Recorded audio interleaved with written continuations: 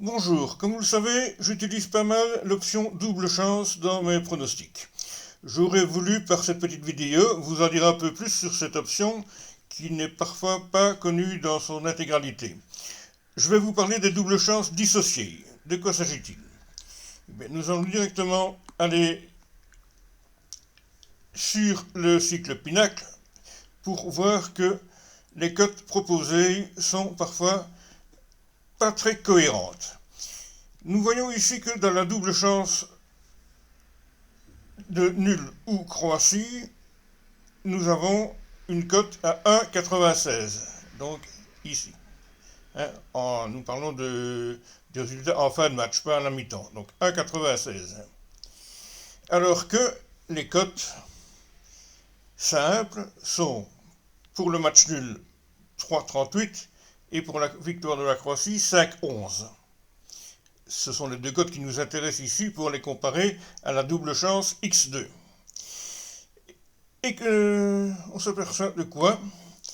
Que si on joue un tout petit peu différemment, on peut augmenter nos gains.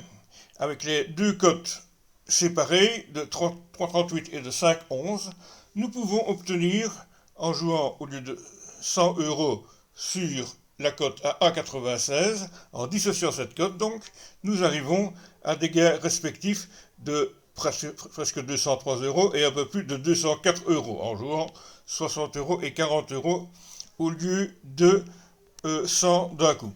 En chipotant un peu plus avec les centimes, on arrive à 203 euros et demi à peu près, et on pourrait même aller au centime près, mais bien entendu les bookmakers n'aiment pas ça, donc je me suis limité à 60,40 et 60,20, 39,80.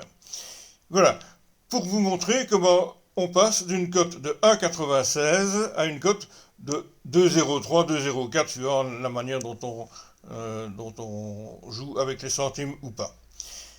C'est tout pour aujourd'hui, je vous en dirai un peu plus demain dans une prochaine vidéo.